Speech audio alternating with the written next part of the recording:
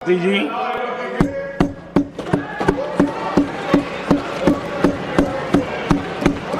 राष्ट्रपति जी के अभिभाषण पर आभार व्यक्त करने के लिए मैं उपस्थित हुआ हूं। Please take your seat. This is not correct. Please take your seat. No, no, no. Please take your seat. आप बैठिए प्लीज, आप बैठिए please. Prime minister is on his legs. Please आप बैठिए, प्लीज आप बैठिए।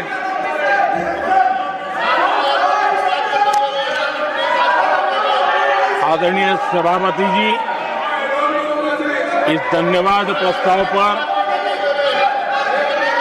समर्थन के लिए इस सदन में अपनी भावनाओं को व्यक्त करना मैं अपना सौभाग्य मानता हूं। आदरणीय सभापति जी, विकसित भारत की यात्रा में बीते वर्ष देश के तेज प्रगति से विकास के वर्ष रहे हैं। Nothing will go on record except Prime Minister's जीवन के speech. हर क्षेत्र में, समाज के हर वर्ग को उनके जीवन में परिवर्तन का एक कालखंड रहा है। एक सही दिशा में तेज गति से देश आगे बढ़ रहा है। आदरणीय राष्ट्रपति जी ने बहुत ही बढ़िया तरीके से पूरी संवेदनशीलता के साथ उन्होंने This is not correct. इस You विषय please को sit your seat. हम please. सबके सामने प्रस्तुत किया है। आदरणीय सभापति जी, मेरी एक प्रार्थना है, आदरणीय खड़गे जी की उम्र देखते हुए वो बैठ करके भी नारे बोल सकते हैं तो अच्छा होगा, ताकि उनको कष्ट न हो। पीछे नौजवान बहुत लोग हैं, तो खड़गे जी को No. आप बैठते बैठते भी When you are speaking, they are listening. You are नारे listening. बोलने की अनुमति दे दीजिए।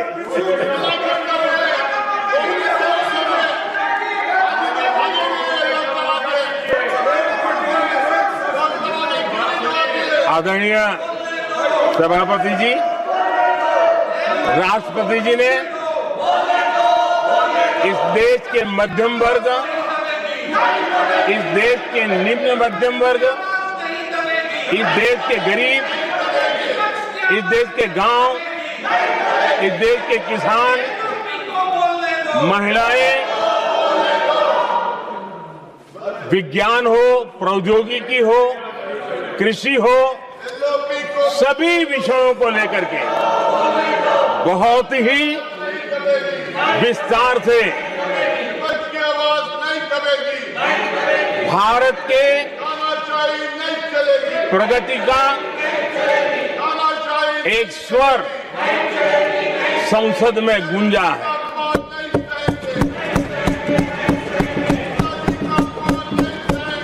देश के नौजवान भारत के सामर्थ्य को कैसे आगे बढ़ा रहे हैं, इसकी भी विस्तार से चर्चा की है। हर वर्ग के सामर्थ्य को उन्होंने शब्दांकित किया है। और इतना ही नहीं, आदरणीय राष्ट्रपति जी ने भारत के उज्जवल भविष्य के प्रति एक विश्वास व्यक्त किया है। ये अपने आप में हम सबके लिए प्रेरक है। आदरणीय सभापति जी, 21वीं सदी का प्रथम क्वार्टर पूरा हो चुका है। लेकिन ये दूसरा क्वार्टर जैसे पिछली शताब्दी में भारत की आजादी के जंग में दूसरा क्वार्टर बहुत ही निर्णायक बना था। मैं साफ साफ देख रहा हूं कि विकसित भारत के निर्माण की दिशा में ये दूसरा क्वार्टर भी उतना ही सामर्थ्यवान होने वाला है, उतना ही तेज गति से आगे बढ़ने वाला है। और इसलिए आदरणीय सभापति जी, राष्ट्र का हर व्यक्ति ये महसूस कर रहा है कि एक अहम पड़ाव पर हम पहुंच चुके हैं। अब न हमें रुकना है, न हमें पीछे मुड़ करके देखना है। I will not go ahead to do what you are doing. आगे ही आगे देखना Please, my है, dear. I am not going to let गति you से चलना now. है। You please, my dear. और लक्ष्य को प्राप्त करके ही हमें सांस लेनी है। उस दिशा में हम आगे बढ़ रहे हैं। Nothing should go on सभापति without ji, except to the Prime Minister's speech.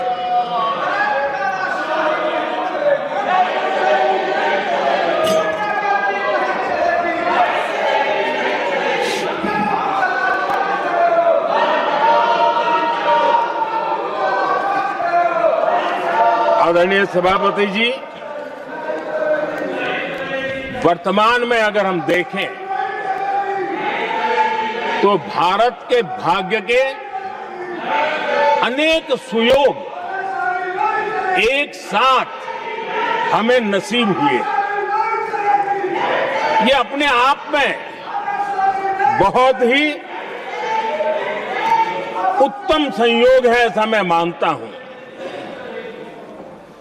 सबसे बड़ी बात है, विश्व के समृद्ध से समृद्ध देश भी बुजुर्ग होते जा रहे हैं। वहां की आबादी उम्र के उस पड़ाव पर पहुंची है हम जिन्हें बुजुर्ग के रूप में जानते हैं। हमारा देश ऐसा है जो विकास की नई ऊंचाइयां छू रहा है। उसी समय दिनों दिन हमारा देश युवा होता जा रहा है, युवा आबादी वाला देश है। ये अपने आप में एक बहुत अच्छा सुयोग है। आदरणीय सभापति जी, दूसरी तरफ मैं देख रहा हूं जिस प्रकार से विश्व का भारत के प्रति आकर्षण बढ़ा है, और उसमें भी विश्व भारत की टैलेंट का महात्म्य समझ रहा है। हमारे पास आज दुनिया का बहुत ही महत्वपूर्ण टैलेंट पूल है, युवा टैलेंट पूल है, जिसके पास सपने भी हैं, संकल्प भी हैं, सामर्थ्य भी है। और इसलिए ये दूसरा सुयोग है।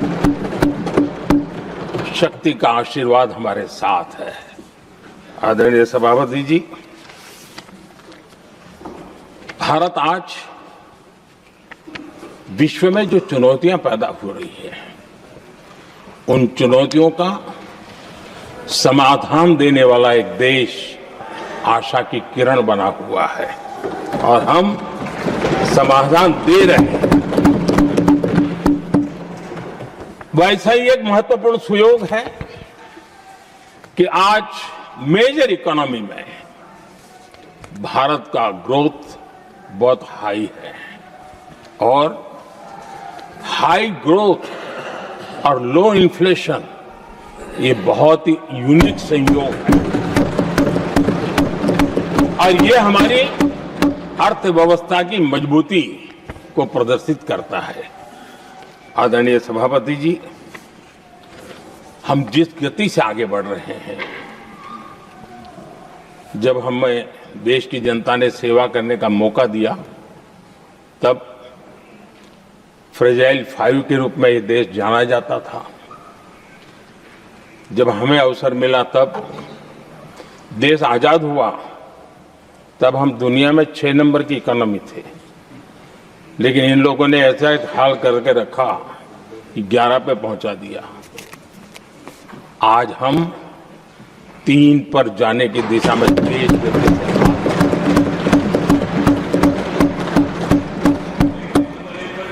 आदरणीय सभापति जी, आज कोई भी सेक्टर देश कीजिए, चाहे साइंस हो, चाहे स्पेस हो, चाहे स्पोर्ट्स हो, हर क्षेत्र में आज भारत एक कॉन्फिडेंस के साथ, आत्मविश्वास से भरा हुआ भारत है।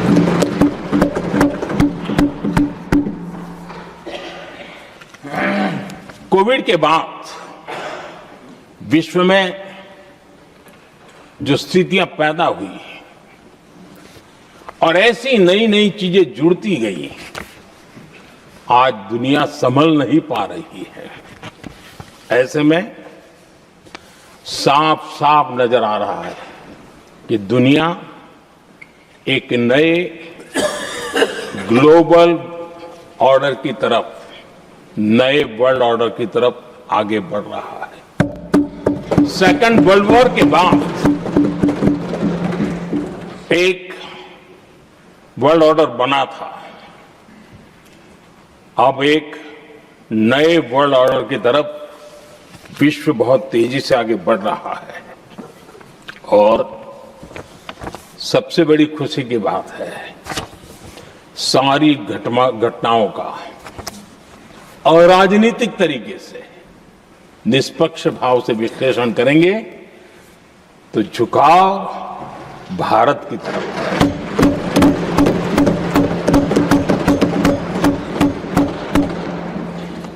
विश्व मित्र के रूप में, विश्व बंधु के रूप में आज भारत अनेक देशों का विश्वस्त पार्टनर बना है और हम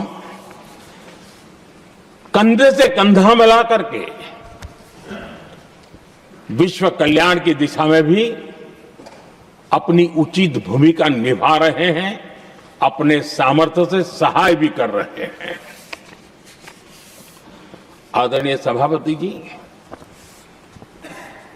आज पूरा विश्व ग्लोबल साउथ की चर्चा करता है, लेकिन उस चर्चा के सूत्रधार के रूप में आज भारत वैश्विक मंचों पर ग्लोबल साउथ की बुलंद आवाज बन गया है।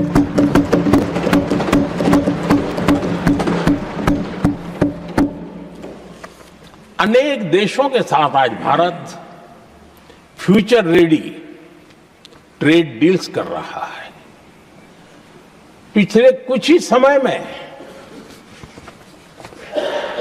दुनिया के महत्वपूर्ण 9 बड़े देशों के साथ 9 बड़े हमारे ट्रेड डील हुए हैं और उसमें मदर ऑफ ऑल डील एक साथ 27 देशों के साथ, यूरोपियन यूनियन के साथ।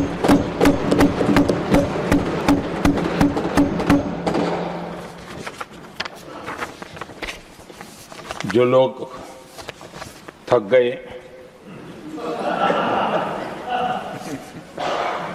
बेचारे चले गए, लेकिन कभी न कभी उनको जवाब देना पड़ेगा कि देश की ऐसी हालत कैसे बना के रखी थी कि दुनिया का कोई देश हमसे डील करने के लिए आगे नहीं आता था।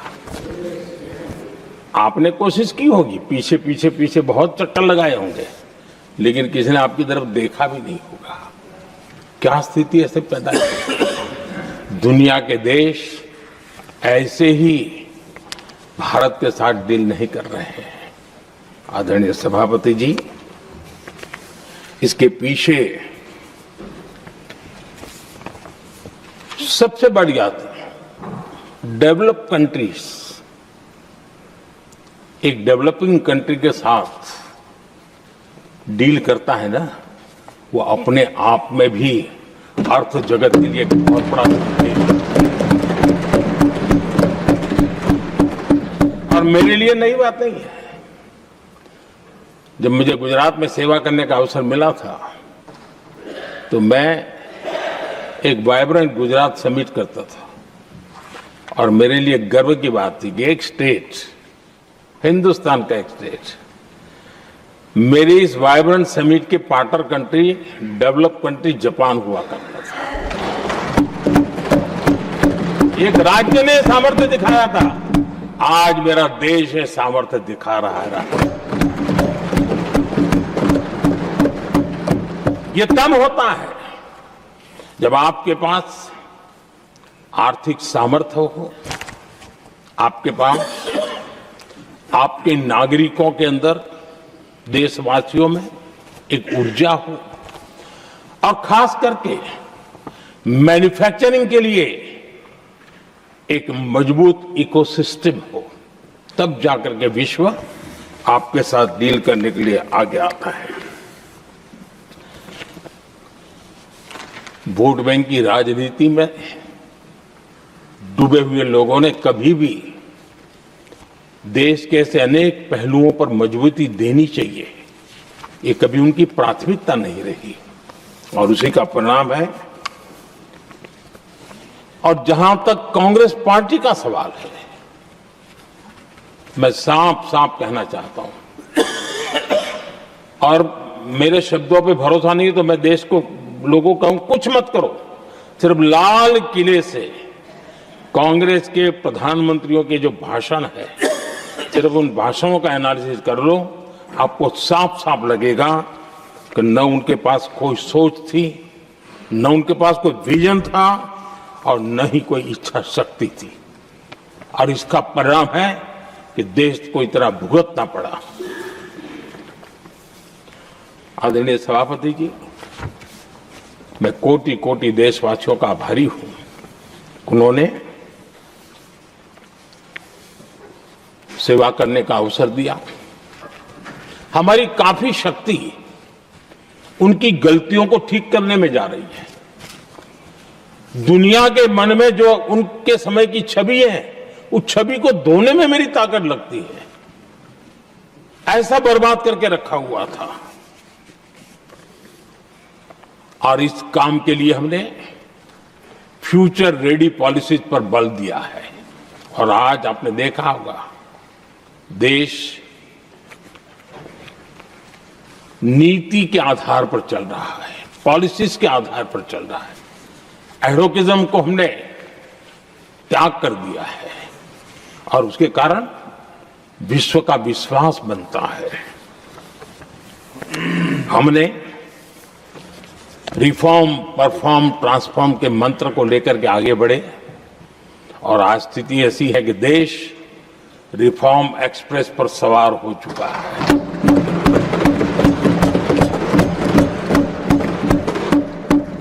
हमने स्ट्रक्चरल रिफॉर्म्स किए हैं, प्रोसेस से जुड़े रिफॉर्म्स किए हैं, पॉलिसीज में रिफॉर्म किए हैं।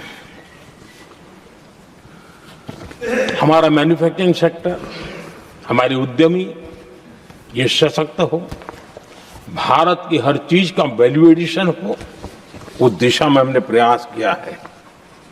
और मैं आज विश्वास के साथ कह सकता हूं, आज भारत विश्व के साथ स्पर्धा करने के लिए पूरी तरह तैयार है।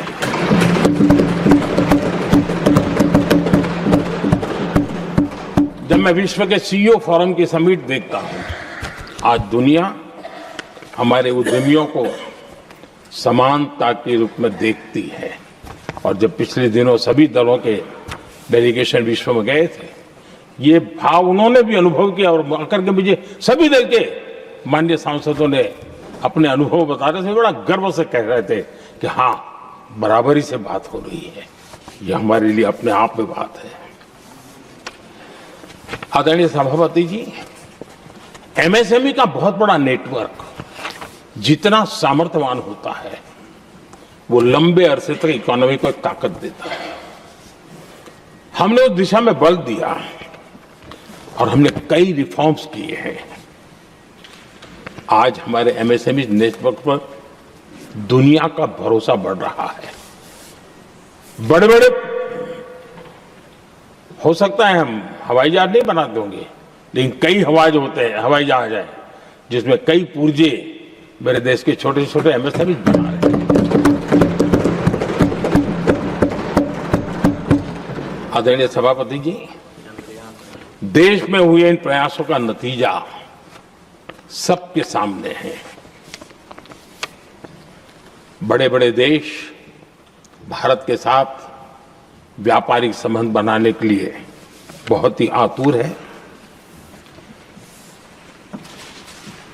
यूरोपीय संघ का ट्रेड डील हो, अमेरिका के साथ अभी हुआ जो ट्रेड डील हो, और कल हमारे पीयूष जी ने सदन में विस्तृत जानकारी भी दी है, और पूरा विश्व खुल करके इस ट्रेड डील का तारीफ कर रहा है। और उसमें जब यूरोपियन यूनियन के साथ ट्रेड डील हुआ तो विश्व को एक भरोसा हुआ कि अब वैश्विक स्तर पर स्थिरता की संभावना बढ़ेगी। अमेरिका के साथ ट्रेड डील होने के बाद विश्व को और भरोसा हो गया कि जो स्थिरता की एहसास हो रहा था अब गति का भी एहसास होने लगा है। अब विश्व के लिए शुभ संकेत। आदरणीय सभापति जी, इसका सबसे बड़ा लाभ हमारे देश के नौजवानों को होगा।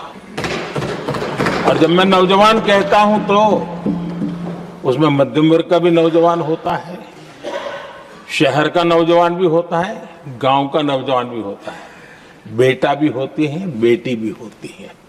और इसलिए उसे टुकड़ों में न देखा जाए। मेरे देश के युवा के सामर्थ्य का हमें गौरव करना चाहिए, और उनके लिए पूरा विश्व बाजार अब खुल चुका है। अब उनके लिए अवसर ही अवसर है। और मैं उनको कहता हूं, आइए दोस्तों, मैं आपके साथ कंधे से कंधा मिला करके खड़ा हूं। हिम्मत कीजिए, बढ़िए। देश आपके साथ खड़ा है और दुनिया आपका स्वागत करने के लिए इंतजार कर रही है।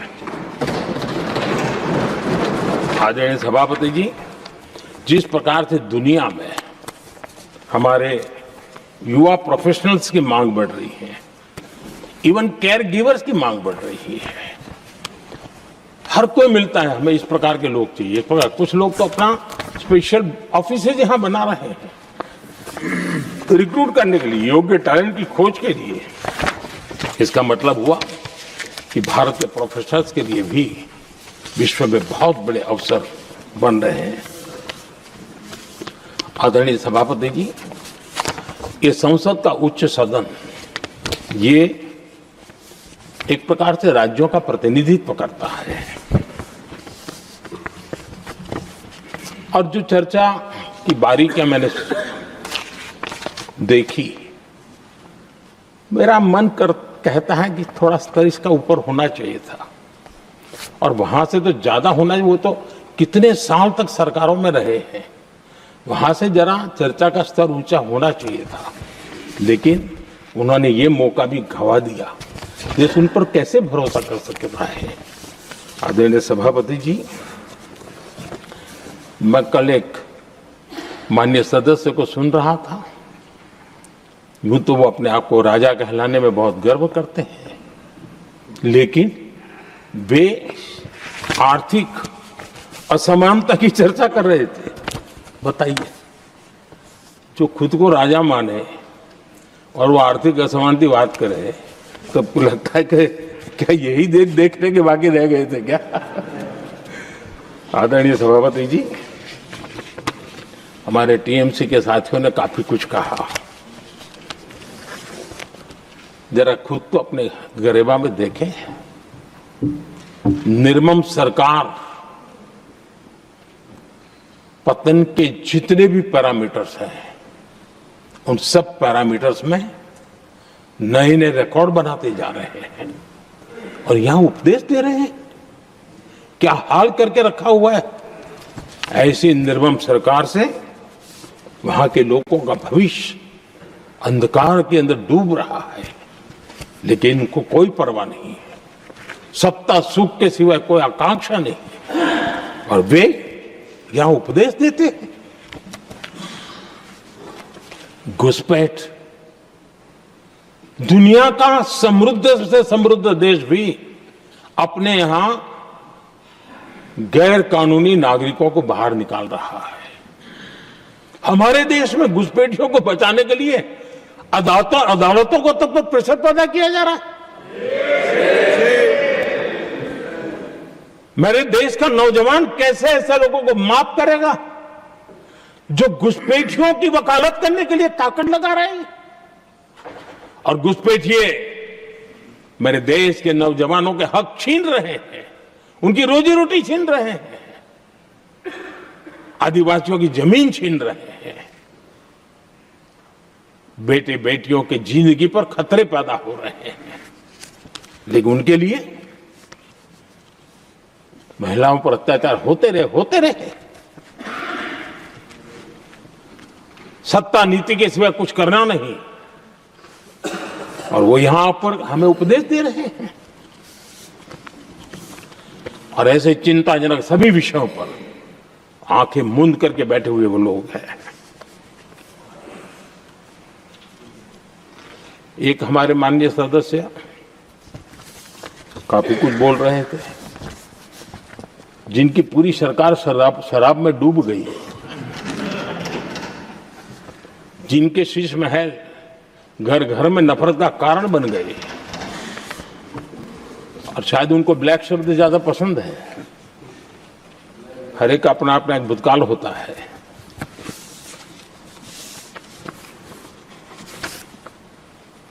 पता नहीं ब्लैक के साथ उनका क्या पुराना रिश्ता है। आदरणीय सभापति जी, ऐसे सभी साथियों से मैं आज जरूर कहूंगा, तुम कितना दुनिया को धोखा दोगे, तुम कितना दुनिया को धोखा दोगे। आईना देख लिया तो अपनी सच्चाई कहां छिपाओगे।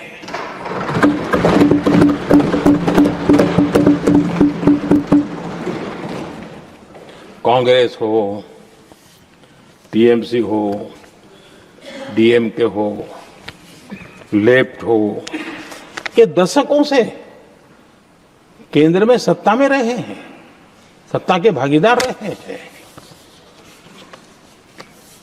राज्यों में भी उनको सरकारें चलाने का अवसर मिला है, लेकिन उनकी पहचान क्या बनी। आज डील की चर्चा होती है तो गौरव से कहते हैं, तब डील की चर्चा होती थी तो बॉफोर्स डील याद आता था। ये डील होते थे।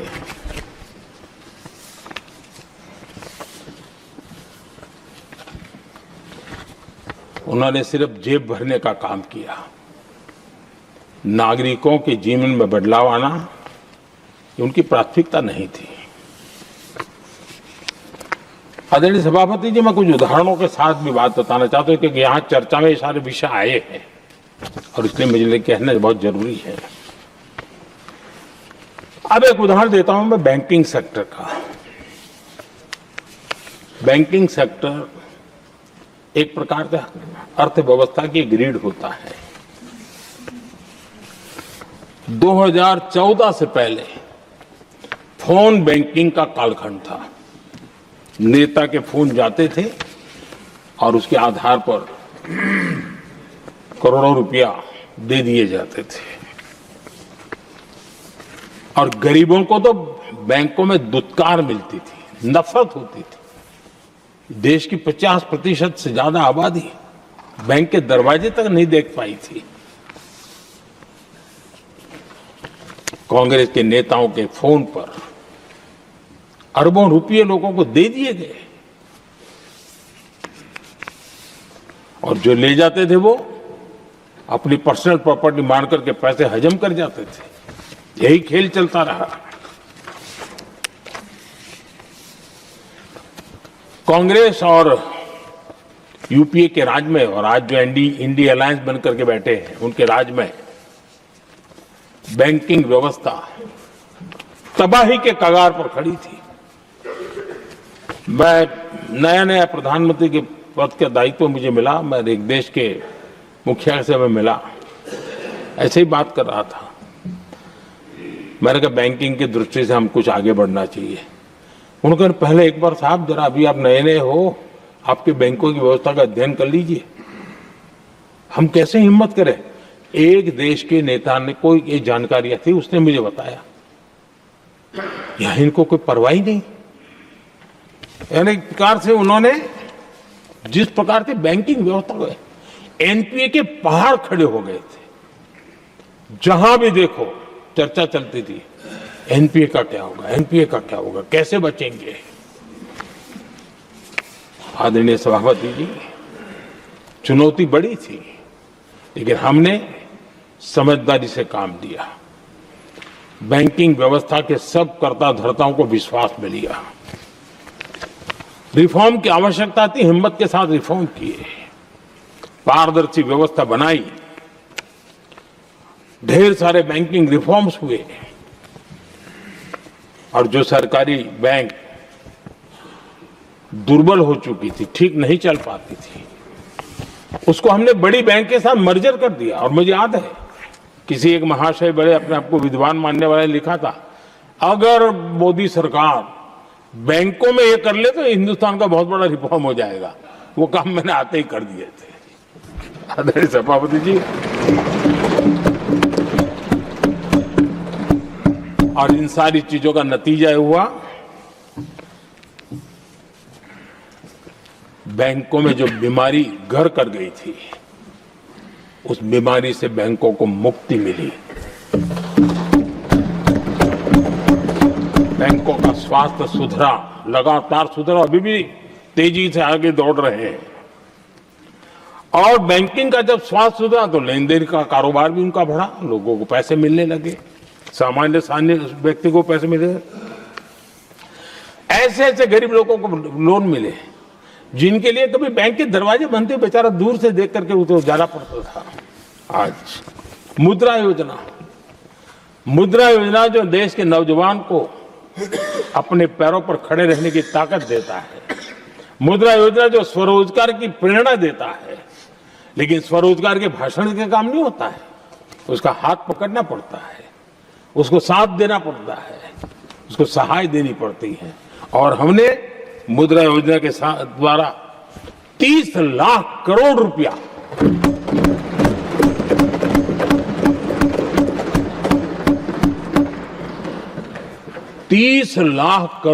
से ज्यादा लोन मुद्रा योजना के माध्यम से और बिना गारंटी देश के नौजवानों के हाथ में दिया और उन्होंने अपने कारोबार को आगे बढ़ाया। और गर्व की बात है, उसमें बहुत बड़ी मात्रा में माताएं बहनें भी हकदार बनी, लाभार्थी बनी। सेल्फ हेल्प ग्रुप, इन दिनों ग्रामीण महिलाएं बड़े सपने देखती हैं, खुद अपने पैरों पर खड़ा होना चाहती थी। विमेन सेल्फ हेल्प ग्रुप का हमने विस्तार तो किया ही किया, लेकिन 10 करोड़ बहनों को हमने सीधी आर्थिक मदद की व्यवस्था की। हमारे एमएसएमई सेक्टर को हमने भरपूर लोन दी। और मैं आज बड़े संतोष के साथ, बड़ी जिम्मेवारी के साथ इस पवित्र सदन में कहना चाहता हूं, हमने एनपीए जिसके पहाड़ हुआ करते थे 2014 के पहले, आज उसको हमने नीचे निम्न स्तर पर ला करके खड़ा कर दिया है। आज एनपीए 1% से भी नीचे है। ये अपने आप में बैंकों के स्वास्थ्य के लिए बहुत उत्तम काम हमने किया है। इतना ही नहीं, हमारे बैंकों का प्रॉफिट आज रिकॉर्ड पर है, हाई रिकॉर्ड है उसके। ये अपने आप में देश की अर्थव्यवस्था को ताकत देने के लिए, बैंकिंग व्यवस्था मजबूत होती है तो बाकी अर्थव्यवस्था को भी मजबूती मिलती है उस काम को कहेगा।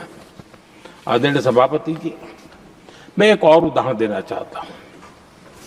हमारे पीएसयूज, आमतौर पर पीएसयूज के संबंध में ये मान्यता बन चुकी थी, वो बनते ही हैं बीमार होने के लिए, वो बनते ही हैं बर्बाद होने के लिए, वो बनते ही हैं बंद होने के लिए। हमने इस पूरी मानसिकता को हकीकतों के आधार पर बदलने में सफलता प्राप्त की है। और ये लोग पीएसयूज को लेकर के कितनी गलत बातें फैलाते थे। अर्बन नक्सल की तरह ऐसे पीएसयूज के दरवाजे के बाहर मजदूरों की मीटिंग करके भड़काने का पाप करते थे, गुमराह करने का काम करते थे। इन्होंने LIC, state bank of India और भी HAL, ऐसे हर एक को बड़ा भला बुरा और इतना भद्दे तरीके से, जब उनकी सरकार थी तब तो ये इन चीजों को संभाल नहीं पाते थे, उसको कुछ कर भी नहीं पाते थे। आदरणीय सभापति जी, हमने इसमें भी हिम्मत दिखाई। हमने पीएसयूज के संबंध में भी रिफॉर्म्स किए, रिफॉर्म्स की एक लगातार परंपरा चलाई। आज LIC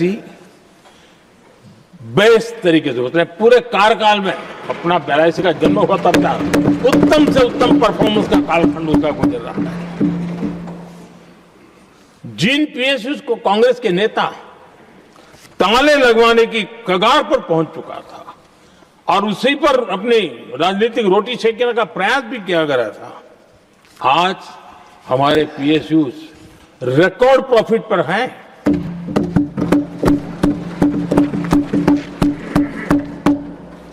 इतना ही नहीं, वे अपने परफॉर्मेंस से मेक इन इंडिया को भी गति दे रहे हैं। मेक इन इंडिया का जो सपना है उसका पूरा करने में वे भी एक बहुत बड़े कैटलिक एजेंट के रूप में आज भूमिका अदा कर रहे हैं। रिकॉर्ड संख्या में रोजगार बना रहे हैं। इतना ही नहीं, हमारे कुछ पीएसयू आज विश्व के अंदर जा रहे हैं, विश्व में भी अपनी ताकत दिखा रहे हैं, विश्व के साथ जुड़ रहे हैं, दुनिया के कई देशों के विकास यात्रा में वो भागीदार बन रहे हैं। आज हमारे पीएसयूज को बहुत बड़े बड़े ऑर्डर देश से भी और देश के बाहर से भी मिलने लगे हैं। ये अपने आप में मैं जो कहता हूं ना, एक बहुत महत्वपूर्ण पड़ाव पर ये देश 25 साल है, उसका संकेत यहां नजर आता है। आदरणीय सभापति जी, कांग्रेस ने विश्वासघात करने के विषय में भी हमारे देश के अन्नदाता को भी नहीं छोड़ा। इस देश में 10 करोड़ किसान ऐसे हैं जिनके पास 2 हेक्टेयर से भी कम जमीन है, छोटे किसान हैं। उनकी तरफ कभी परवाह नहीं की गई, उनकी तरफ कभी देखा नहीं गया, नहीं उनके दिमाग में ये छोटे किसानों का कोई महात्म्य था। उनको लगता है कुछ बड़े लोगों को संभाल लिया तो गाड़ी चल जाएगी, और यही राजनीति करते रहे। आदरणीय सभापति जी, हमारे दिल में छोटे किसान के प्रति एक दर्द था। हम जमीनी हकीकतों से परिचित थे और उसी के कारण हम पीएम किसान सम्मान निधि योजना लेकर के और आप इतने कम समय में हमारे इन छोटे किसानों के खाते में 4 लाख करोड़ रुपया हमने दिया है। 4 लाख करोड़ रुपया आंकड़ा छोटा नहीं होता है आदरणीय सभापति जी। और उसने हमारे छोटे किसानों को एक नई ताकत दी है, नए सपने देखने का सामर्थ्य दिया है। और मुझे पक्का विश्वास है कि हमारा किसान उस दिशा में जरूर भारत की आशा अपेक्षा के अनुरूप परिणाम देगा।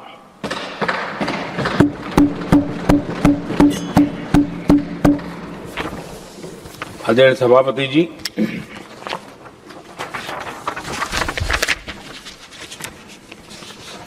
यहां कुछ साथियों ने इम्प्लीमेंटेशन के संबंध में शिकायतों का भाषण काफी किए। शायद वो तय करके आए थे कि ऐसा ऐसा बोलना है, तो इसमें तो उनका ऐलान दिखता था, बाकी में तो नहीं दिखता है। आदरणीय सभापति, जब ये इम्प्लीमेंटेशन को लेकर के इतनी बड़ी बड़ी बातें करते हैं, मैं एक जरा किस्सा सुनाता हूं। मैं किसी का भला बुरा कहने के लिए नहीं कर रहा हूं, मैं सिर्फ हकीकत रख रहा हूं। परेशानी जिनको होगी उनको होगी, लेकिन तथ्य तो तथ्य ही होते हैं। हमारे देश के एक नेता हिमाचल प्रदेश के दौरे पर देते हैं और वहां से आने के बाद उन्होंने खुद ने ये घटना कहीं सुनाई, रिकॉर्ड पर उपलब्ध है। उसमें उन्होंने कहा,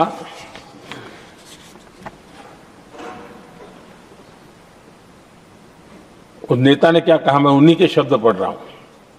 काफी लंबे समय तक मुझे योजना आयोग से संघर्ष करना पड़ा, क्योंकि वे पहाड़ी क्षेत्रों के लिए अलग योजनाएं बनाने को तैयार ही नहीं थे। मैं हिमाचल प्रदेश गई थी, जब मैं वापस आई तो मैंने योजना आयोग में कहा कि हमारे कामदारों को, वर्कर्स को जीप की जरूरत नहीं है, बल्कि खच्चरों की आवश्यकता है, ताकि कम से कम उन पर सामान आदि लादा जा सके। आगे उन्होंने कहा, लेकिन मुझे बताया गया हम पैसा तो जीप के लिए ही देंगे, क्योंकि खच्चरों के लिए पैसे देने की पॉलिसी नहीं है। इसी भाषण में आगे वो कहती हैं, अब वहां सड़कें ही नहीं थी। उनका कहने का कारण यह था कि हिमाचल में जहां वो गई वहां सड़कें ही नहीं थी। अब वहां सड़कें ही नहीं थी तो फिर उस पर जीप का क्या लाभ हो सकता है? जीप लेकर के कौन जाएगा जहां रोड नहीं है? लेकिन उस समय योजना आयोग का जोर था या तो जीप या तो कुछ भी नहीं। आदरणीय सभापति जी, ये भाषण किसी और का नहीं, ये कांग्रेस के वरिष्ठ नेता और तत्कालीन प्रधानमंत्री इंदिरा गांधी का भाषण है।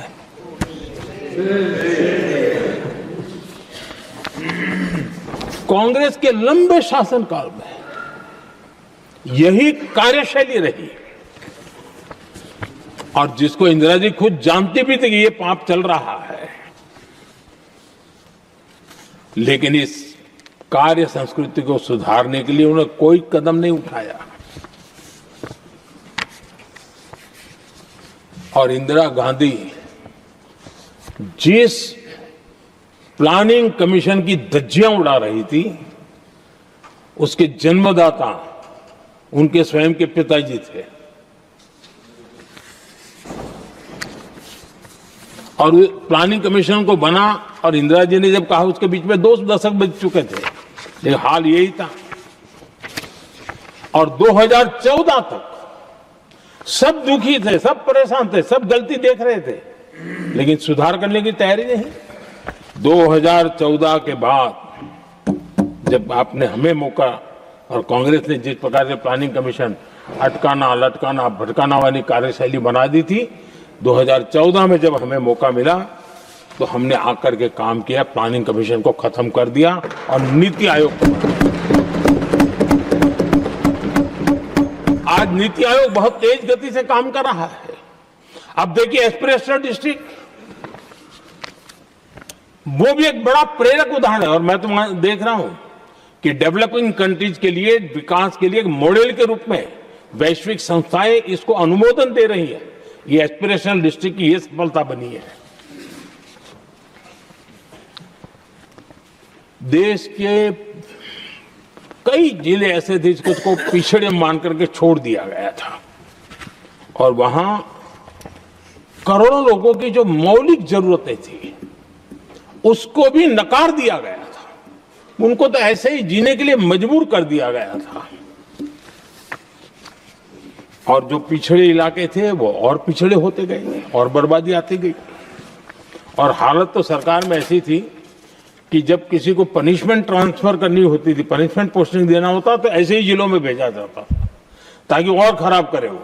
ये हाल बन गया था, ये वर्क कल्चर बन गया था। हमने इस स्थिति को बदला। सबसे पहला आग्रह किया, यंग होनहार अफसरों को लगाया जाएगा और पूरा 3 साल का मौका उसको दिया जाए काम करने का। एक के बाद अब निर्णय किए और आज देखिए किसी समय छत्तीसगढ़ का हमारा बस्तर एस्पिरेशनल डिस्ट्रिक्ट में था, आज वो बस्तर पूरे देश में बस्तर ओलंपिक के नाम से चर्चा में है।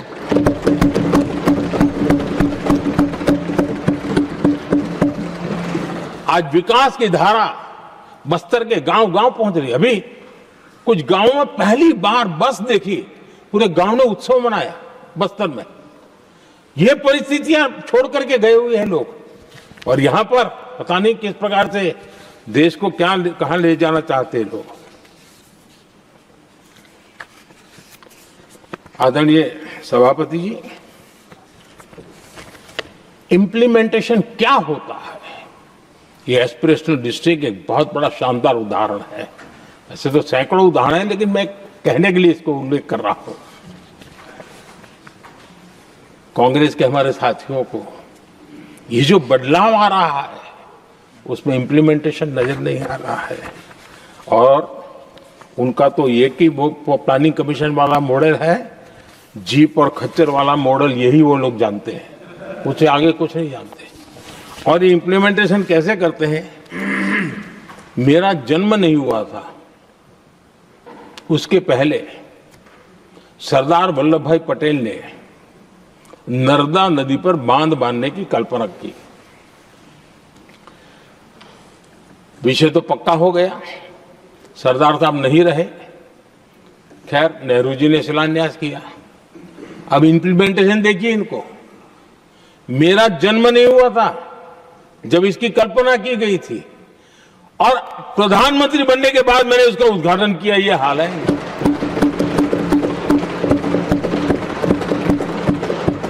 और उनका इंप्लीमेंटेशन देखिए, मुझे मुख्यमंत्री रहते हुए 3 दिन अनशन पर बैठना पड़ा था नर्मदा सरदार सरोवर डैम के लिए, मेरे राज्य के किसानों के लिए। मैंने अपने आप को दांव पर लगा दिया था, तब जाकर के भारत सरकार को झुकना पड़ा और तब जाकर के सरदार सरोवर डैम के कंस्ट्रक्शन को गति मिली और यहां मैं पहुंचा तब मुझे उसका उद्घाटन करने का सौभाग्य मिला। और आज कच्छ तक, हावड़ा बीएसएफ के लोग जहां बैठते हैं वहां तक नर्मदा का शुद्ध पानी पीने के लिए पहुंच रहा है। इंप्लीमेंटेशन क्या होता है, और यहां पर इम्प्लीमेंट किसी ने शब्द पकड़ा दिया, हर एक के मुंह से वही निकल रहा था। हमने कांग्रेस की कार्यशैली को बदलने के लिए जब मैंने देखा कई ऐसे काम थे अटके पड़े हुए, कोई पूछने वाला नहीं थे फाइलों में, और पॉलिटिकल फायदे के लिए अनाउंसमेंट कर दिए, दिए जला दिए, पत्थर लगा दिए, करना कुछ नहीं। आखिरकार मैंने एक टेक्नोलॉजी वाला प्लेटफॉर्म बनाया यहां आकर के, प्रगति के नाम से।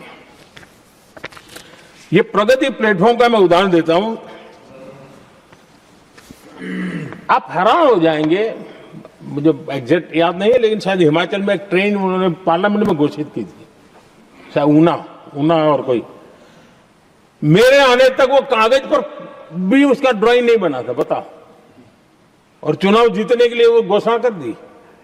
प्रगति के अंदर मेरे सामने विषय आया, ऐसे कई विषय मेरे सामने आए और उस प्रगति के अंदर हमने एक एक प्रोजेक्ट क्यों अटके हुए, किस डिपार्टमेंट की काम में क्या मुसीबत आई है, किसने गलत तरीके से इसको आगे बढ़ाया, और बजट तो बढ़ता ही गया था।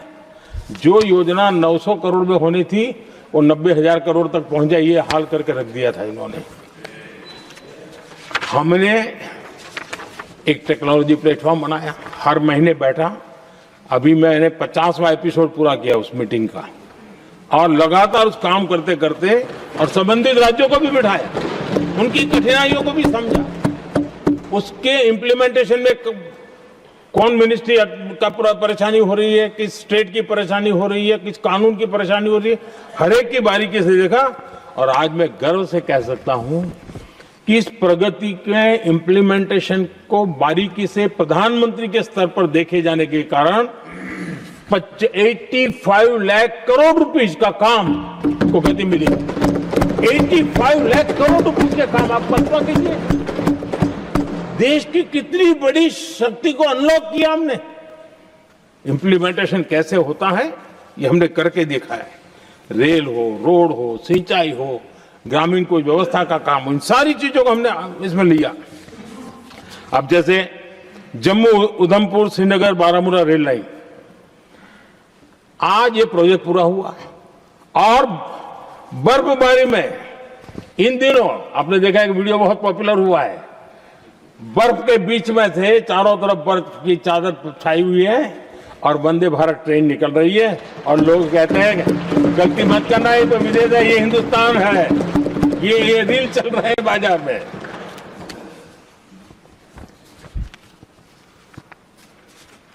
लेकिन 3 दशक तक यही प्रोजेक्ट लटका हुआ था।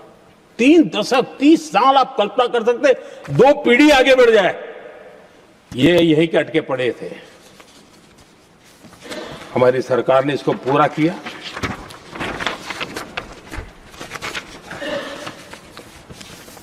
आदरणीय सभापति जी, मैं असम की बात करता हूं और कोई ये मत सोचो कि मैं चुनाव है इसलिए बोल रहा हूं। इनके पाप है इसलिए मुझे कहना पड़ रहा है। कांग्रेस सिर्फ इमेजिन करती है और इंप्लीमेंट करने का उनको कोई लेना देना ही नहीं होता है। अब असम का बोगीबिल ब्रिज, ये बोगीबिल ब्रिज अरुणाचल और असम को जोड़ने वाला बहुत महत्वपूर्ण ब्रिज, कितने ही सालों तक ये प्रोजेक्ट लटका रहा। हमने प्रगति के माध्यम से इसको रिव्यू किया और असम सहित पूरे नॉर्थ ईस्ट को बहुत बड़ी सुविधा वाला ये काम हमने पूरा किया। आदरणीय सभापति जी,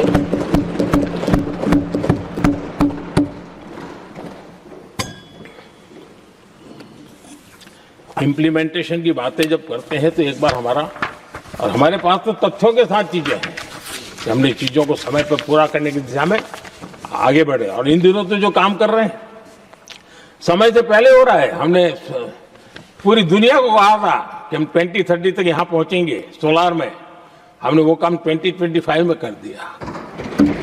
हमने इथेनॉल का समय तय किया था, हम उसमें भी 2-3 साल पहले ही काम पूरा कर लिया। तो एडवांस में हम काम पूरा करने का इंप्लीमेंटेशन की ताकत हमारे से उससे भी ज्यादा है। आदरणीय सभापति जी, भाजपा हो, एनडीए हो, हमारा अप्रोच, चीजों की तरफ देखने का हमारा दृष्टिकोण, समस्या के समाधान के लिए हमारी सोच और कांग्रेस के बीच में आसमान जमीन का अंतर है, बहुत फर्क है। मैं आपको उदाहरण देता हूं। हमारी सोच ये है कि 140 करोड़ देशवासी ये इतने सामर्थ्यवान हैं कि वह चुनौतियों को समाधान दे सकते हैं। ये हमारी सोच है, हमारा भरोसा है देशवासियों पर, उनके सामर्थ्य पर हमारा भरोसा है और यही लोकतंत्र की भी सच्ची ताकत होती है। लेकिन कांग्रेस देशवासियों को ही समस्या मानती है। अब मैं इनका इतना बोल करके छोड़ दूंगा तो आज पता नहीं रात को उनको नींद नहीं आएगी और गालियां कल कैसी दे उसका प्लानिंग चलेगा। लेकिन मैं उदाहरण के साथ बताना चाहता हूं किस प्रकार से लोग सोचते थे देशवासियों के लिए।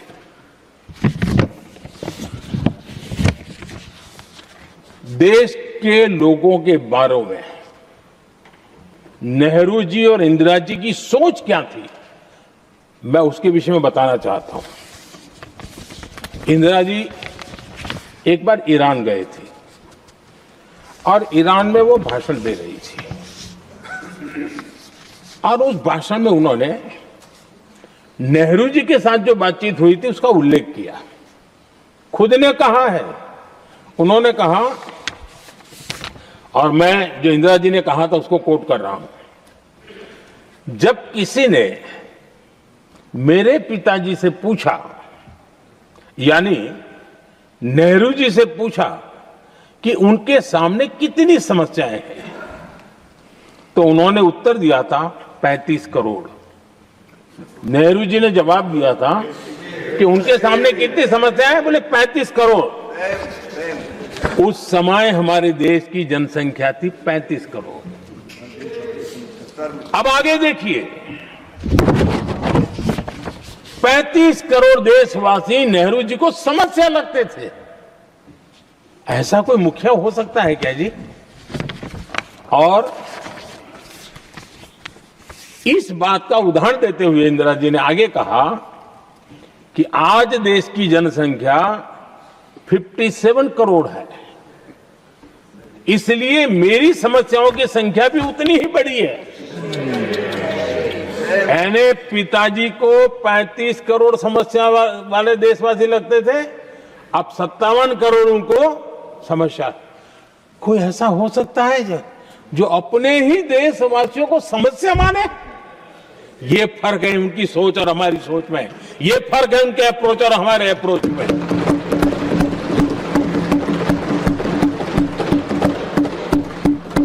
नेहरू जी हो या इंदिरा जी हो या पूरी कांग्रेसी बिरादरी हो, ये लोग भारत के लोगों को समस्या मानते हैं। आदरणीय सभापति जी, मेरे कई कोटेशन मिलेंगे। मैंने दुनिया के सामने कहा है, देश के सामने कहा है, और कहा है इसलिए नहीं, ये मेरा कन्विक्शन है। अरे चुनौतियां कितनी ही क्यों ना हो, 140 करोड़ समाधान हमारे पास है।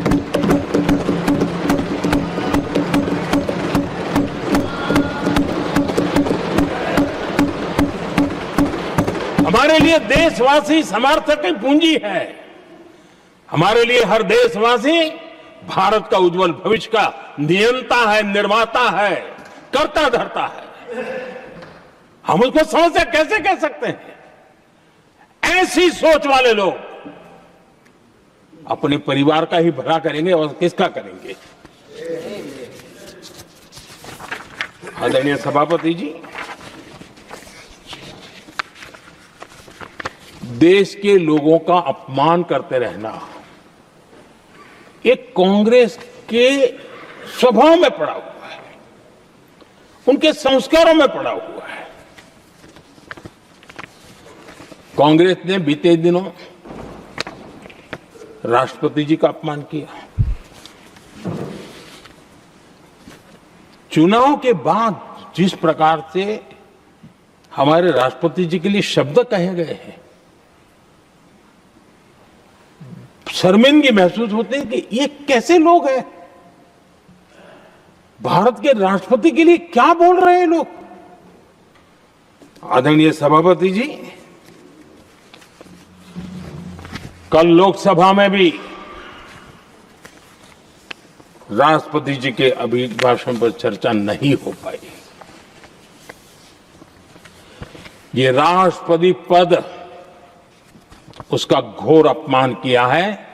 उनको संविधान शब्द मुंह में बोलने की अधिकार नहीं रहता है। जो लोग गरीबी से निकली हुई एक महिला, आदिवासी परिवार से आई हुई एक महिला,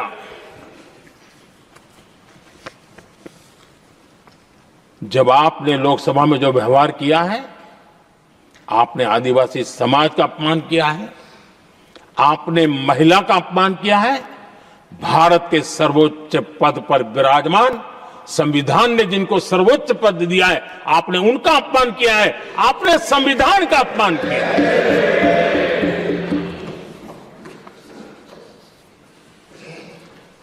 आदरणीय सभापति जी, उनको कुछ भी लगता हो, कांग्रेस को ये गुनाह कि Honorable members, it is now 6 p.m. If the House agrees, we may sit beyond 6 p.m. till disposal of the motion of thanks and the presidential address. Do I have the leave of the House to extend the sitting beyond 6 p.m.? Thank you. आदरणीय सभापति जी, समय बढ़ाने के लिए मैं आपका और सदन का बहुत आभार व्यक्त करता हूं।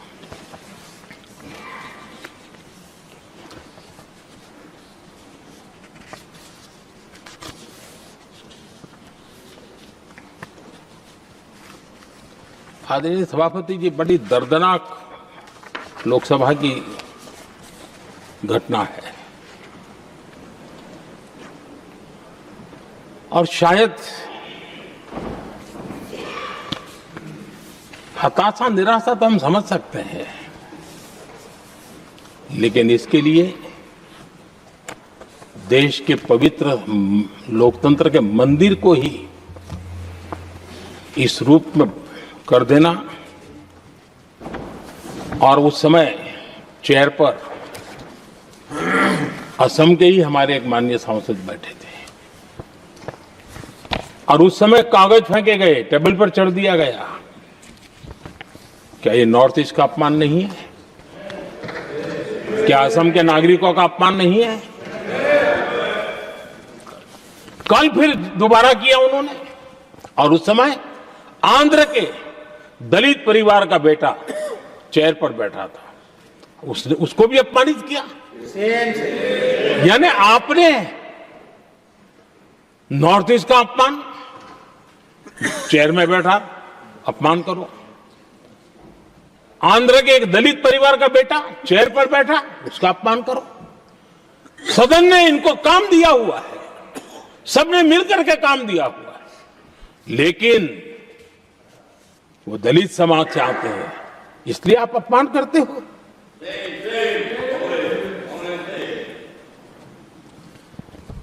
और ऐसा लगता है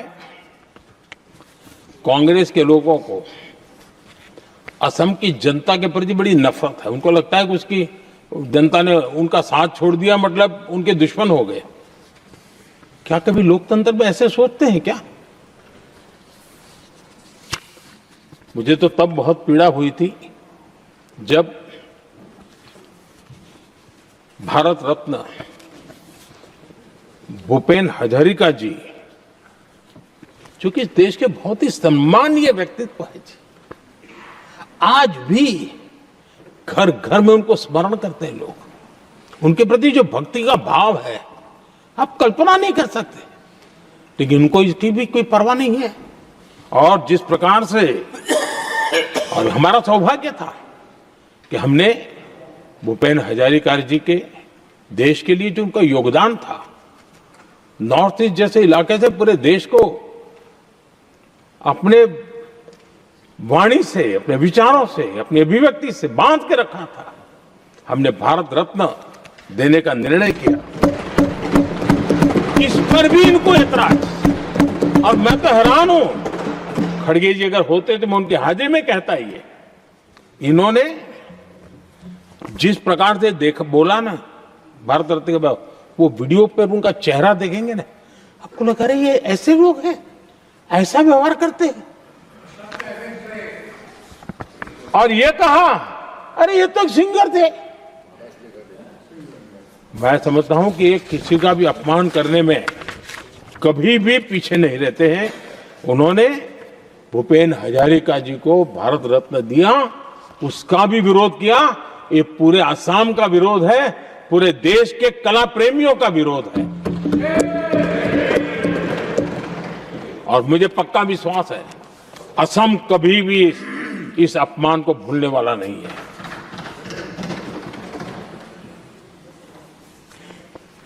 आदरणीय सभापति जी,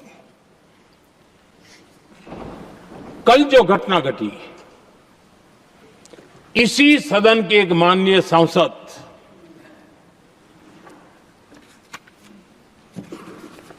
कांग्रेस के शातिर दिमाग जिनका है, ऐसे एक युवराज ने उनको गद्दार कह दिया। अहंकार कितनी 7वें आसमान पर पहुंच चुका है इनका। और कांग्रेस को छोड़कर के कितने ही लोग निकले हैं, कांग्रेस के कितने टुकड़े हुए हैं, कई लोग दूसरे दलों में गए हैं, लेकिन औरों को तो किसी को गद्दार नहीं कहा उन्होंने। लेकिन कल सांसद को गद्दार इसलिए कहा क्योंकि वो सिख थे। ये सिखों का अपमान था, एक गुरुओं का अपमान था। और कांग्रेस के अंदर जो कूट कूट करके सिखों के प्रति नफरत भरी पड़ी है ना, उसका वो अभिव्यक्ति थी। और इसी सदन के माननीय सांसद है वो, और उनको जरा भी दर्द नहीं, वरना आज खड़े होकर के कह सकते थे कि कल जो हुआ इसी सांसद की गरिमा के अनुरूप नहीं था, हमें खेद है, एक शब्द तो बोल लेते। लेकिन सिखों के प्रति उनके मन में जो नफरत भरी पड़ी है, और इसी के कारण उन्होंने कल, और जिसका परिवार देश के लिए शहादत देने वाला परिवार के वो सदस्य है, उन्होंने अपने राजनीतिक विचारों में परिवर्तन किया, इसलिए गद्दार हो गए। और एक गद्दार शब्द छोटा नहीं है। मेरे देशवासी को कोई गद्दार कहे, ये कैसे देश सहन करेगा? और वो भी एक सिख है इसलिए गद्दार कहना बहुत दुर्भाग्य की बात है। और ऐसे लोग कांग्रेस को नहीं डुबाएंगे तो क्या करेंगे?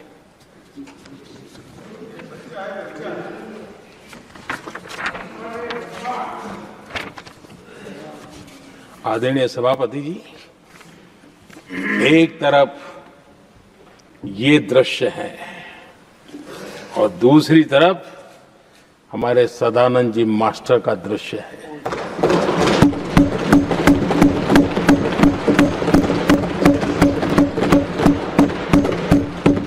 राजनीतिक विद्वेष के कारण उनके दोनों पैर काट दिए गए।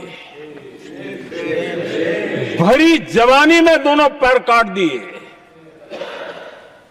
कटे हुए पैर से जिंदगी गुजार रहे हैं, लेकिन संस्कार इतने ऊंचे हैं कि वाणी में भी अपशब्द नहीं निकलता है, बर्तन में भी कटुता नजर नहीं आता। गर्व होता है। और कल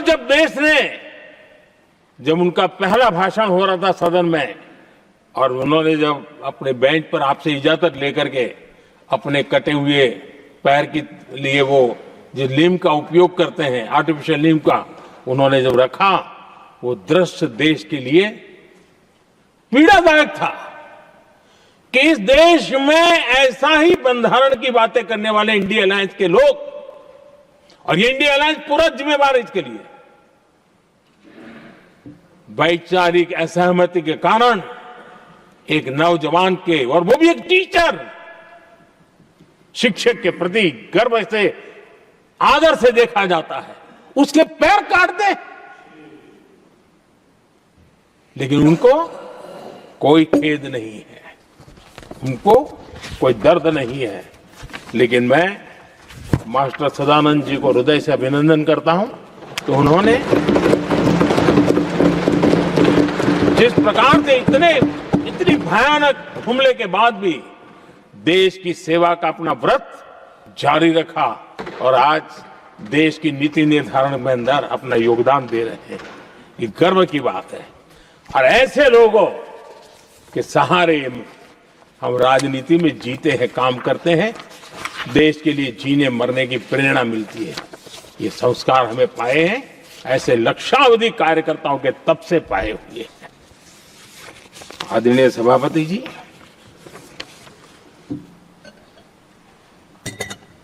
इन दिनों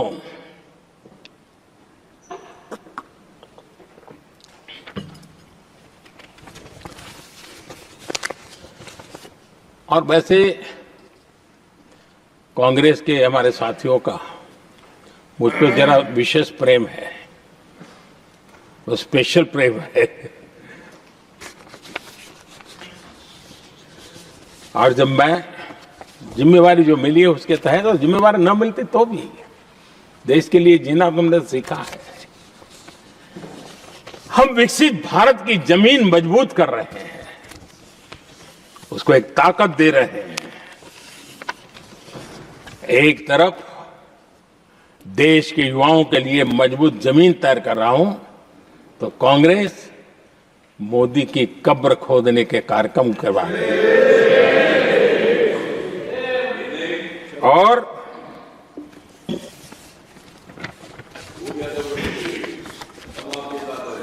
मोहब्बत की दुकान खोलने वाले मोदी तेरी कब्र खुदेगी के नारे लगा रहे हैं जी। ये कौन सी मोहब्बत की दुकान है जो देश के ही किसी नागरिक के कब्र खोदने के सपने देखती हो? ये कौन सा संविधान से उन्होंने सीखा है जो देश के ही किसी नागरिक के कब्र खोदने की बात करते हो? क्या ये संविधान का अपमान नहीं है? क्या ये मानवता का अपमान नहीं है? क्या ये सार्वजनिक जीवन की मर्यादाओं का अपमान नहीं है? और उनको इसका कोई खेद नहीं है।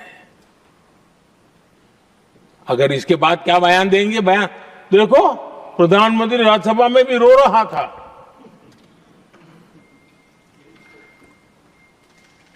किस प्रकार के संस्कार और वृत्तियों से पले बड़े लोग हैं ये। आदरणीय सभापति जी, मेरे लिए कोई अनुभव मेरा बहुत पुराना है।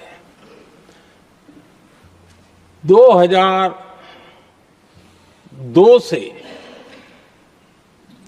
जब वे विपक्ष में थे तब से, और 2004 से जब वो सत्ता में आए तब से, और 2014 से मैं जब यहां आया तब से, पिछले 25 साल से संसद का एक भी सत्र ऐसा नहीं गया, मोदी संसद का सदस्य नहीं था, एक भी सत्र ऐसा नहीं गया जिसमें इस सदन के अंदर मोदी को गाली देने का काम न किया हो इन लोगों ने। 25 साल। और मुझे किसी ने पूछा था, मोदी जी आपके स्वास्थ्य का क्या राज है? मैंने कहा मैं डेली 2 किलो गाली खाता हूं।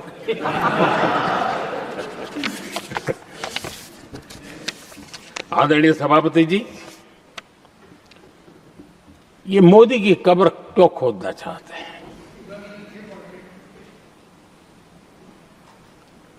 ये सिर्फ नारा नहीं है, ये इनके भीतर पड़ी हुई नफरत का प्रतिबिंब है, इसकी अभिव्यक्ति है।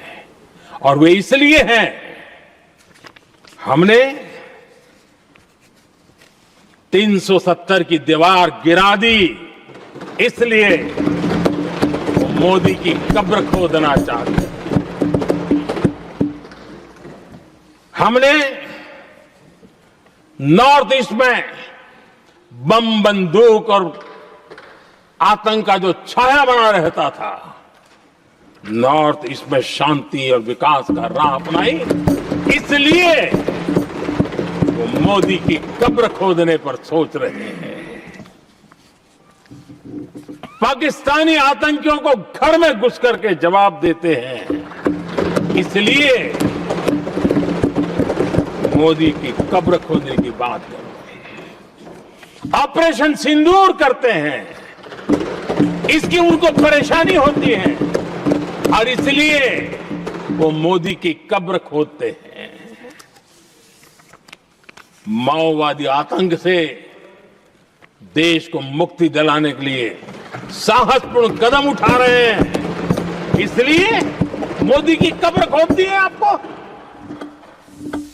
हमने, नेहरू जी ने देश के साथ बहुत बड़ा अन्याय किया था, सिंधु जल समझौता करके। उस सिंधु जल समझौते को हमने एबेंस में डाल दिया। क्या इसलिए आप मोदी की कब्र खोदने के नारे लगा रहे हो? आदरणीय सभापति जी, कांग्रेस की परेशानी कुछ और है। ये पचा नहीं पा रहे कि मोदी यहां तक पहुंचा कैसे। और उनकी परेशानी बढ़ती जा रही है कि भाई पहुंचा तो पहुंचा, लेकिन अब तक टिका क्यों है।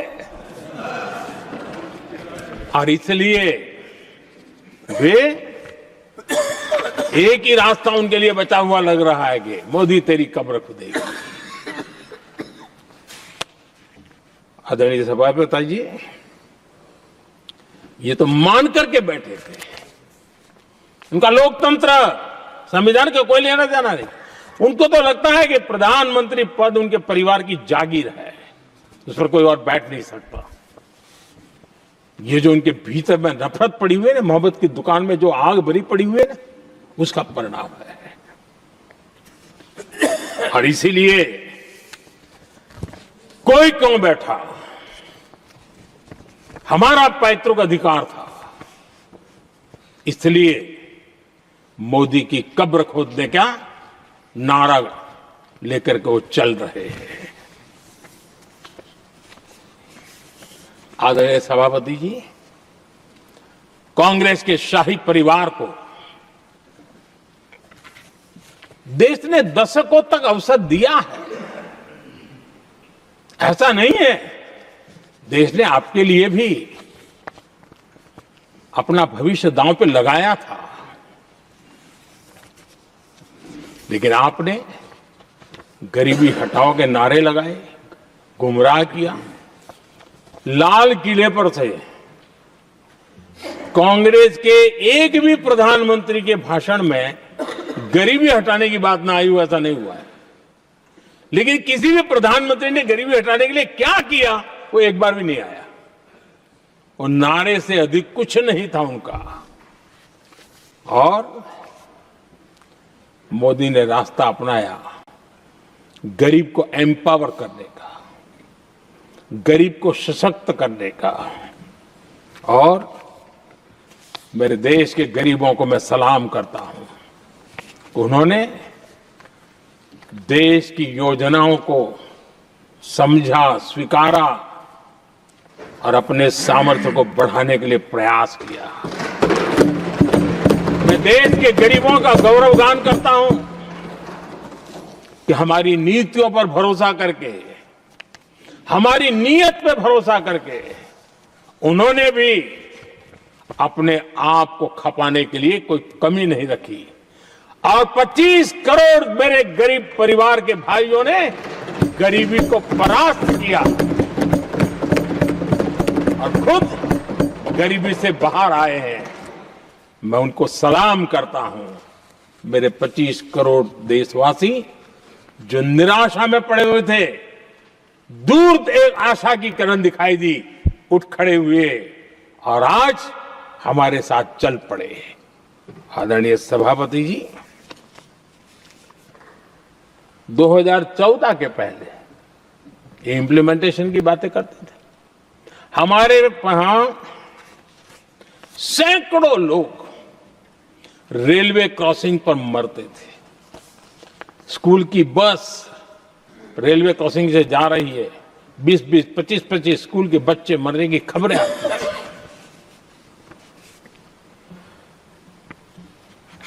अनमैन्ड रेलवे क्रॉसिंग, वो इतना बड़ा काम नहीं था कि नहीं कर सकते थे। ये काम भी मुझे करना हुआ और हमने सारे अनमैन्ड क्रॉसिंग बंद कर दिए, लाखों लोगों की जिंदगी बचा ली। इसलिए ये मोदी की कब्र खोदना चाहते हैं। आदरणीय सभापति जी, 2014 से पहले इस देश में 18,000 गांव ऐसे थे जिनको बिजली का मतलब पता नहीं था। बिजली का कोई तार होता है, कोई बल्ब होता है, कोई लट्टू जलता हुआ उसमें उजाला निकलता, पता नहीं था उनको। 18,000 गांव 2014 के बाद जब आपने हमें दायित्व देशवासियों ने दिया, उन 18,000 गांव जिन्होंने कभी बिजली का मुंह तक नहीं देखा था, बिजली का शब्द भी कान पे नहीं सुना था, उन गांवों में उजाला पहुंचाया। इसलिए इसलिए इनको मोदी की कब्र खोदने के सिवाय अब कोई रास्ता नहीं दिख रहा है। आदरणीय सभापति जी, वो भी एक वक्त था जब देश में बार बार खबरें आती थी, मीडिया में हेडलाइन हुआ करती थी, सरहद की स्थिति के संबंध में बयान आते थे। गोला बारूद नहीं है, बुलेट प्रूफ जैकेट नहीं है, बर्फ के बीच खड़ा है, बर्फ में खड़े रहने के लिए जो जूते चाहिए वो जूते तक नहीं उसके पास, ये खबरें आती थी। हमने देश के जवानों के लिए खजाने खोल दिए, देश के जवानों को जो चाहिए वो देने की निकाल पड़े। और इसलिए वो चाहते कि अब तो कोई रास्ता बचा नहीं है, बस कब्र खुदेगी मोदी की, यही एक रास्ता उनके लिए बचा है। आदरणीय सभापति जी, एक बार उत्तर प्रदेश के वर्तमान मुख्यमंत्री जी ने सदन में भाषण करते करते वो रो पड़े थे। दिमागी बुखार के कारण बच्चे, अनगिनत बच्चे मर रहे थे। इनको कभी सूझा नहीं कि इस दिमागी बुखार से मुक्ति दिलाई जा सकती है। आदरणीय सभापति जी, आंख की बीमारी ट्रकोमा, लोग परेशान होते थे, आंखें चली जाती थी और विज्ञान प्रगति कर चुका था, हो सकता था, वो नहीं कर सकते थे। हमने दिमागी बुखार से भी मुक्ति दिलाई और हमने ट्रकोमा से भी देश के लोगों की आंखें बचाई।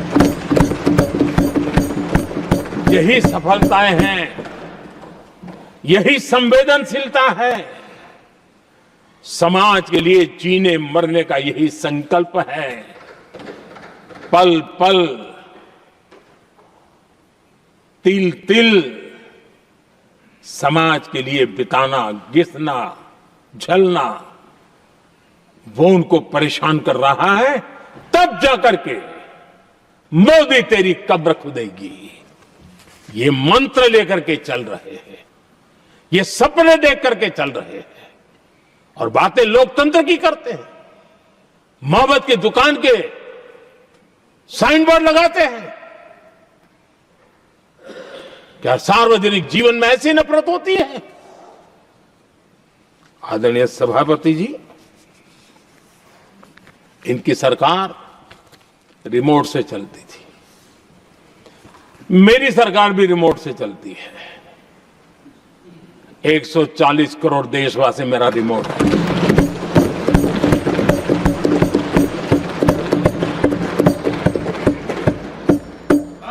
एक 140 करोड़ देशवासियों के सपने, 140 करोड़ देशवासियों की आकांक्षाएं, देश के नौजवानों के संकल्प, इनके लिए हम जीते हैं, इनके लिए सरकार चलाते हैं। सत्ता हमारे लिए सुख का रास्ता नहीं है, सत्ता हमारे लिए सेवा का माध्यम है।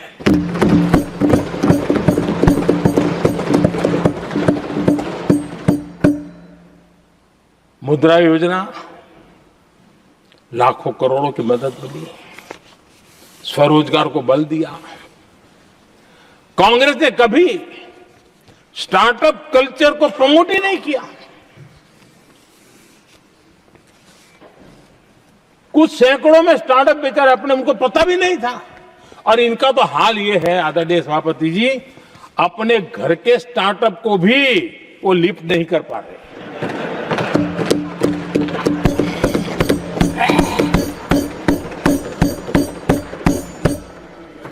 और हमारी सरकार में आज 2 लाख से ज्यादा स्टार्टअप है।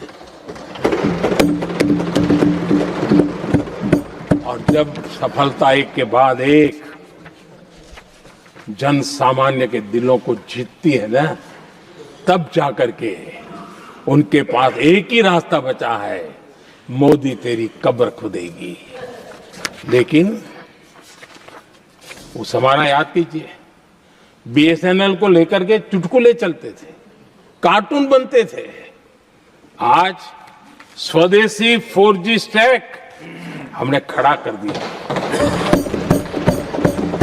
5G दुनिया में सबसे तेज गति से रोल आउट करने का काम हमने कर दिया। कम्युनिकेशन की नई जनरेशन, नई टेक्नोलॉजी, नई सोच, इसको हमने आगे बढ़ाया। और इसलिए दर्द जुबान पे आ रहा है, मोदी तेरी कब्र खुदेगी। आदरणीय सभापति जी, गरीब की सेवा ये मेरा सौभाग्य है। 4 करोड़ गरीबों को पक्के घर देना मैं जीवन में सुकून मानता हूं। बिजली, पानी, गैस का सिलेंडर, टॉयलेट की सुविधा, मुझे लगता है कि हाँ, परमात्मा ने मुझे सही दिशा में काम करने की प्रेरणा दी है। पहली बार गांव की महिला गर्व से कह रही है, हाँ मैं लखपति दीदी बनी हूं, तो दूसरी कह रही है इस साल तक मैं लखपति दीदी बन जाऊंगी। जो बन गई है उनको जब पूछता हूं, नहीं बोले साहब अब तो करोड़पति के लिए सोच रहे हैं। ये जो मिजाज बदला है, जो आत्मविश्वास बढ़ा है, और ऐसे देश के कोटि कोटि जनों के आशीर्वाद जिस इंसान पर हो, कोटि कोटि माताओं बहनों का जिस पर रक्षा कवच हो, नारे कितने ही लगा लो, कब्र तुम नहीं खोद पाओगे। ये देश की शक्ति, आशीर्वाद रूपी कवच, माताओं बहनों का मेरे प्रति जो भाव रहा है, जिस श्रद्धा भाव से मैंने माताओं बहनों की सेवा करने का काम किया है, जिनको कोई पूछता नहीं था उसको मोदी पूजाता है। यही कारण है, और ये आशीर्वाद ही है जो इनको चूभते हैं, और इसलिए कब्र खोदना चाहते हैं। आदरणीय सभापति जी, चोरी करना जिनका पुश्तैनी धंधा है, जिन्होंने एक गुजराती की सरनेम भी चुरा ली,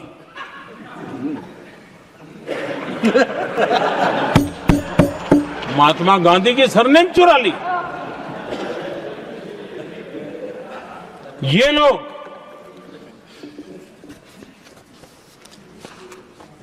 और देश की जनता इतनी समझदार कि ऐसी पटक देती है, ऐसी पटक देती है लोगों को।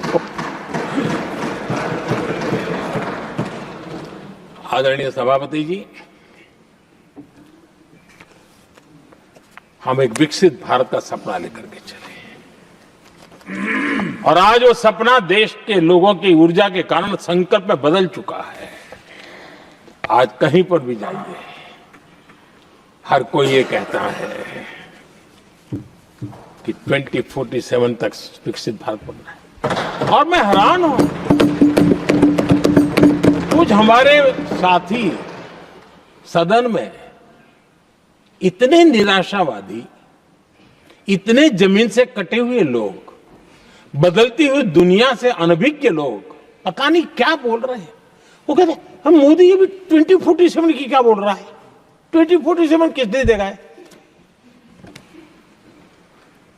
हमारे देश के लिए, आजादी के लिए जो लड़ते थे, जो फांसी के तख्त पर चढ़ जाते थे, जो लाठियां खाते थे, गोलियां खाते थे, जो काला पानी की सजा के लिए अंडमान निकोबार की सेल्यूलर जेल में जिंदगी बिता देते थे, लक्षावधि नौजवान अपने पढ़ाई का, भविष्य का सोचे बिना, कोई परवाह किए बिना सिर्फ देश के लिए सोचने के लिए निकल पड़े थे। क्या उन्होंने कभी ये सोचा होता कि यार हमारे कालखंड में तो आजादी मिलेगी नहीं, कि मैं क्यों करूं? तो क्या देश कभी आजाद होता? ये इतने निराशावादी लोग हैं कि जब मैं डिजिटल इंडिया की बात करता था, मैं फिनटेक की चर्चा करता था, मैं यूपीआई की बात करता था, तो ये कहते थे अरे इस देश में गरीब आदमी मोबाइल फोन पर कैसे पैसे का कारोबार करेगा? 3 साल के भीतर भीतर देश ने दिखा दिया ये हो सकता है। और मैं हैरान था जिस दिन ऐसा भाषण संसद में हुआ, देश का मीडिया भी, मैं भी, ऐसे लोग, उनकी जो इकोसिस्टम है वो नाच रही थी कि देखिए मोदी को तगड़ा जवाब दिया। मोदी ने जवाब नहीं दिया। आपके हाथ में मोबाइल फोन जब यूपीआई से चलता है, काम करता है ना, तो जवाब अपने आप मिल जाता है।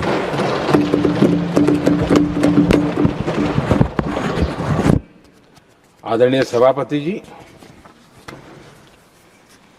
कांग्रेस के समय एक व्यंग चला करता था और आमतौर पर कहा गया और सीरियस नेचर की चर्चा में भी आता था, हंसी मजाक में भी आता था। इंडिया मिस द बस, ये कॉमन वर्ड हो चुका भाई, मौका गंवा दिया, बाजी हाथ से चली गई। इंडिया मिस द बस, ये हमेशा होता था। आदरणीय सभापति जी, आज भारत कोई बस मिस नहीं कर रहा है, आज भारत काफिले का नेतृत्व कर रहा है।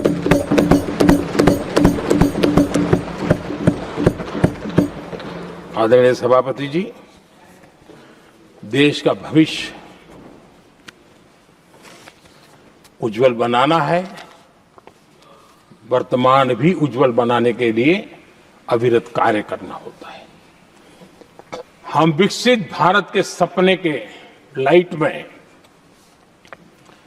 5 वर्ष की योजना बनाते हैं और हर वर्ष का बजट बनाते हैं और हम दिशा तय करके चलते हैं हम, क्योंकि हमारे लिए अगला चुनावी लक्ष्य नहीं होता है, हमारा लक्ष्य है 2047 विकसित। अरे चुनाव तो आएंगे जाएंगे, मेरा देश अजरा अमर रहने वाला है और हम देश की युवा पीढ़ी के हाथ में समृद्ध हिंदुस्तान देने का सपना लेकर के चलेंगे। जिन बच्चे जो आज जो घर में बालक है ना, उनको भी मैं देख करके सोचता हूं कि मैं इसके हाथ में ऐसा हिंदुस्तान दे करके जाऊं ताकि हमें अपने काम का संतोष हो। 2047 क्यों, 2047 क्यों, ये बातें करते हैं।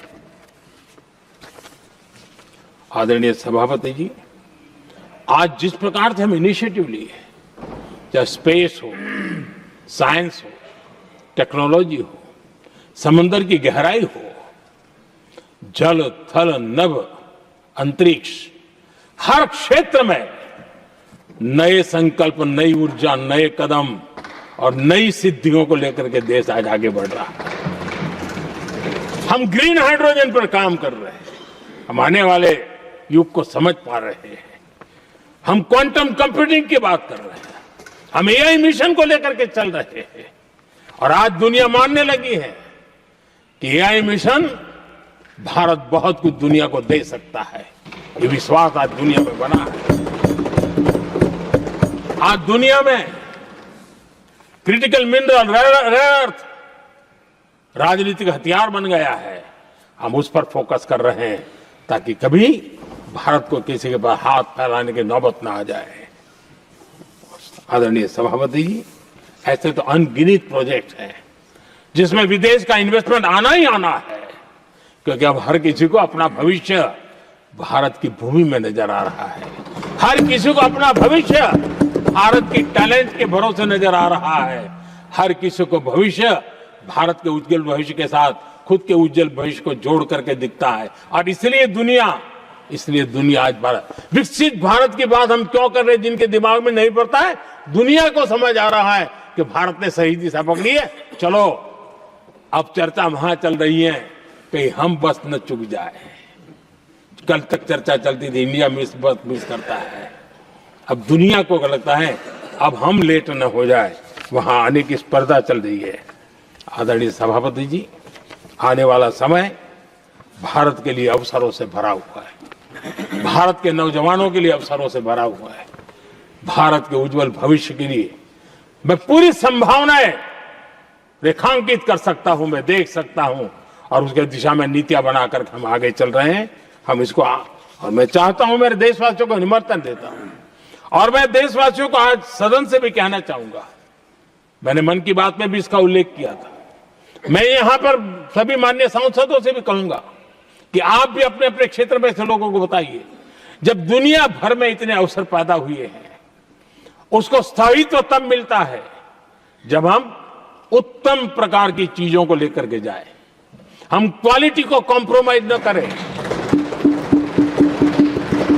मुनाफा कम क्यों न हो, लेकिन क्वालिटी को हम निरंतर उत्तम करते जाएंगे। इनोवेशन करना पड़ेगा, करेंगे, रिसर्च करना पड़ेगा, करेंगे, प्रोडक्ट में मटेरियल बदलना पड़े तो बदलेंगे, लेकिन हम दुनिया में क्वालिटी की दृष्टि से उत्तम हो, तब जाकर के जो आज राजनीतिक दृष्टि से जो निर्णय होते हैं उसका बेनिफिट लेने के लिए हमने पीछे नहीं रहना चाहिए। मेरे देशवासियों से मैं आज यही आग्रह करूंगा कि आप क्वालिटी के विषय में मेरा साथ दीजिए, क्वालिटी में कॉम्प्रोमाइज ना करिए। आप देखिए, दुनिया सिर्फ और सिर्फ made in India, made in Bharat, made in India, made in Bharat, इसके लिए गीत गाने लग जाएगी। आदरणीय सभापति जी, मैं कांग्रेस के मित्रों का भी आज आभार व्यक्त करता हूं कि कम से कम मुझे, उनको पता था, पहले प्रयोग कर चुके थे, पिछले 10 साल में मुझे 5-6 बार इस प्रकार से बोलने से रोका गया, लेकिन उनको मालूम था एक बार शुरू होता हूं तो रुकता नहीं। और मैंने कहा था एक बार, एक अकेला, तो अब अनुभव से सीख गए हैं कि इसमें कोई दाल गलने वाली नहीं है, तो समझदारी से काम लिया और ऐसी समझ उनको निरंतर मिलती रहे, ये भी मैं प्रार्थना करता रहूंगा। आदरणीय सभापति जी, मैं राष्ट्रपति जी के उद्बोधन में योगदान देने वाले सभी सांसदों का भी आभार व्यक्त करता हूं। जो भी उत्तम विचार यहाँ प्राप्त हुए हैं, उत्तम विचार देश की प्रगति में जरूर काम आएंगे, ऐसा मैं विश्वास देता हूं। और आदरणीय राष्ट्रपति जी का इस संबोधन के लिए मैं हृदय से आभार व्यक्त करते हुए मेरी वाणी को विराम देता हूं। बहुत बहुत धन्यवाद।